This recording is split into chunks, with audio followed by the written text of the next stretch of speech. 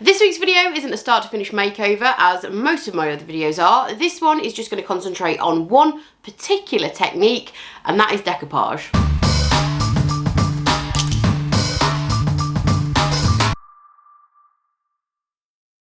So this week's video, I'm going to just concentrate on decoupage and specifically what I think is the easiest way to apply decoupage. There are lots and lots of different methods and techniques, but in my opinion, if you're starting out and you want to dabble with decoupage, the easiest way to start is by applying it onto a flat drawer front with no detail.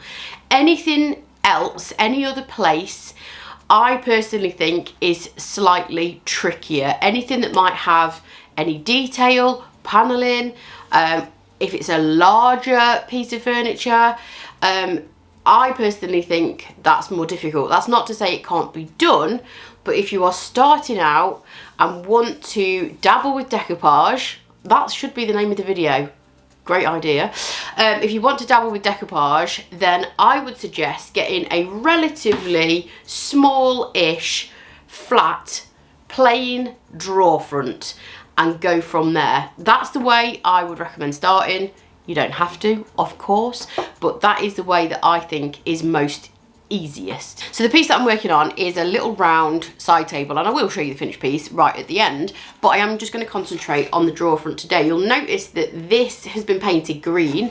I didn't know what I was going to do with this, so I painted the whole thing like a sage green shade, and then I realised that this drawer is crying out for a little bit of decoupage. So the first thing that you are going to do with decoupage, unless you are decoupaging with wallpaper, but anything else, paper napkins, tissue paper, rice paper, anything that's quite thin, you are going to want to undercoat where you're going to decoupage using a white base.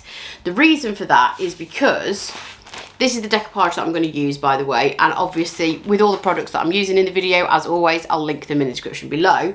This one's called Rose Tapestry, and although there are sort of green kind of, the background is kind of green shades to it. When I first started out painting furniture, I read or looked at a few videos, and a few people said, try and match your background colour as close as you can to the background colour of your decoupage paper. However, the only problem with that is that the decoupage paper has other colours on it. It isn't just the background. There's some pinks, there's some warmer tones and some paler pieces as well. So what will happen is, if I left that as my undercoat, as my base colour, and put decoupage straight over the top and stuck it down, it would muddy the pinker shades, and I want those to pop. I don't want them to be muddy. It's already kind of a muted colour anyway. I don't want to mute them even further. So I always undercoat in white because it keeps the colours in your paper, no matter what those colours are, whether it's a pink, a green, a blue, a pastel, a dark. What it does is keep those colours true and vibrant as you see them in the pack.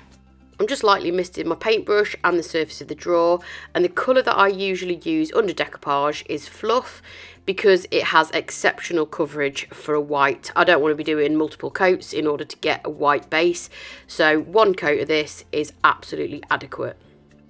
So when your drawer front has completely dried, so this white paint is now completely dry, you do not stick your decoupage paper over the top of wet paint, because I've had a few questions on videos about that. So you undercoat with white, you let it dry. The next stage is to stick your paper down. I use Dixie Belle's Satin Clear Coat. Yes, this is a top coat which is normally used to seal paint and finish your project, but you can also use this as a medium for decoupage. Now the reason I'm specifically using satin and not gloss or matte is because this has a gel formula, so it's a gel consistency. It's not runny, and the other two that I mentioned, the matte and the gloss, tend to be a little bit runnier in consistency. So as you can see, the consistency is like a gel. Now that is particularly useful when you're using decoupage because it gives you a little bit of playing around time. It doesn't go sticky and it also doesn't run and drip all over your piece. So this is just a very inexpensive synthetic chip brush that you can get. These are really good for applying top coats. They work really well with silk and they're good for using with decoupage. So what you want is a thin, even layer of your satin clear coat. I would say I use a little bit more than what I usually do if I'm using this as a top coat. A little bit more. You don't want too much. If you have too much of your top coat or your sticking medium, if you're not using top coat, if you're using something else, if you have too much of it, your paper's going to get too wet and that is when you get wrinkles. Now wrinkles are sometimes unavoidable, but that is one thing that does contribute to a lot of wrinkles. Too much sticking medium and too much water. The other good thing about this is that it doesn't dry down straight away. You've got a little bit of open time, which again is very helpful when you are decoupaging. So I've just put a very thin, even layer over that drawer front and paid particular attention to the corners and edges because obviously you don't want your paper to peel. If it does lift after it's dry, I'll just punch the tripod then. If it does lift after it's dry, I'll show you a little trick that you can stick your paper back down in any corners if it does lift, but just make sure you've worked your sticking medium all the way around the corners and edges and smoothed it out as best you can. So then you want to get your decoupage paper. So this is the paper that I'm going to use. I want to put on here some of those pink roses. It's helpful if you cut your paper down a little bit because then you're not grappling with lots and lots of extra paper. But you know, my scissors are over there and I can't be bothered to get up again. So I am just going to eyeball this. And I want some of the warmer tones in this to contrast with the green paint. So, as you can see, the top coat, the satin clear coat, allows you to be able to manoeuvre this paper round. So I just placed it on and I didn't have enough of that pink flower that I wanted in the first place. So I can pull the decoupage paper off a little bit and reapply it without ripping it because it's not a very sticky product.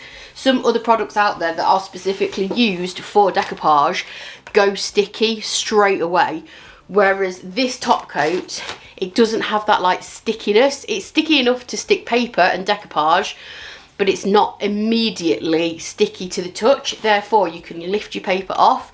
If you have any mistakes in it or if you have really bad wrinkles that you want to get out, you can. It does give you a little bit of kind of manoeuvrability in terms of being able to take the paper off and place it on again. I'd only recommend doing that a couple of times because obviously the paper at this point is now going to be a bit wet from the top coat, so you're more prone to ripping.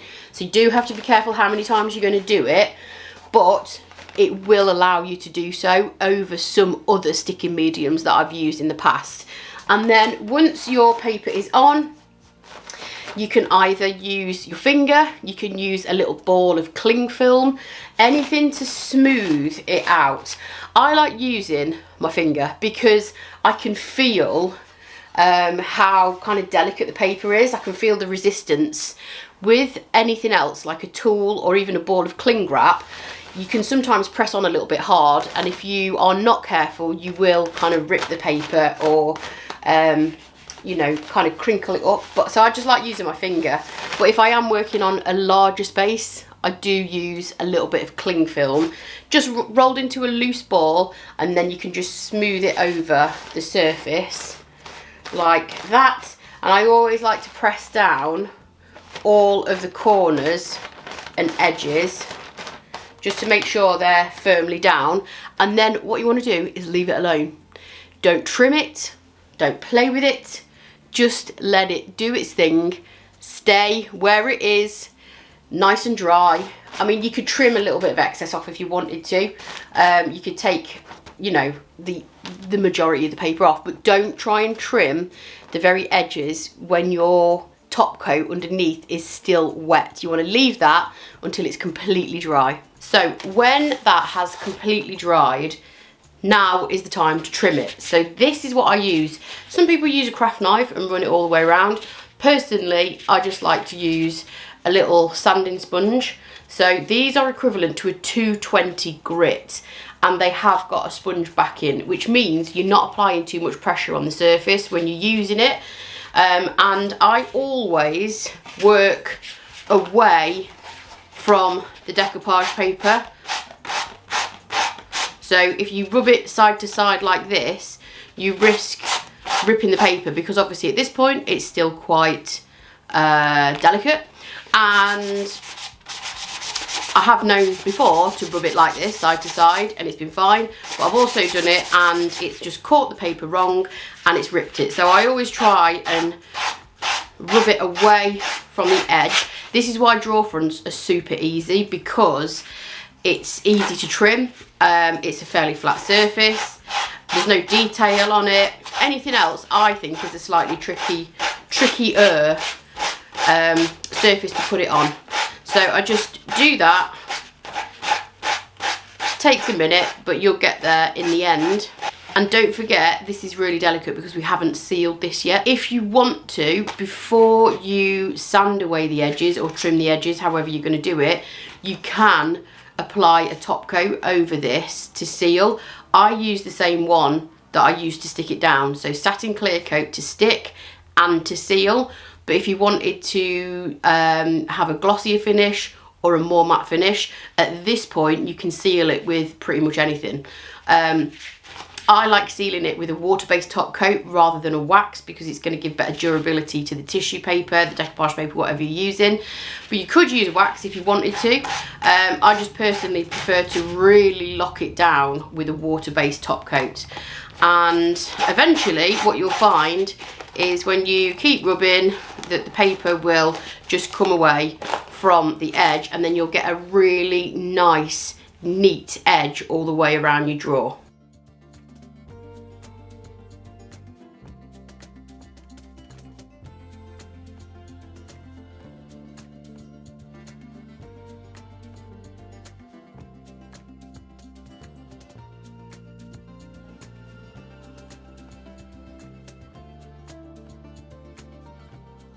So once that's all trimmed and neat, if you do get any edges that are lifting, I haven't on this side, but I do on the other side, which isn't trimmed down yet.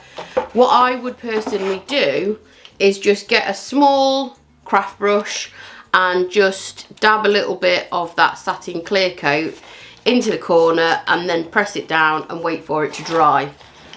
Again, that one's lifted a little bit, so I just need to seal that down and let that dry. Once all the edges are trimmed and you're happy with it, then all you need to do is seal the decoupage paper. I'm using satin clear coat, which is the same thing that I stuck the paper down with, but again, you could use any water-based top coat. You could use the gloss or the matte if you wanted a slightly different sheen finish. You can also use gator hide, or you could use wax if you wanted to. I just prefer using a water-based top coat for better durability.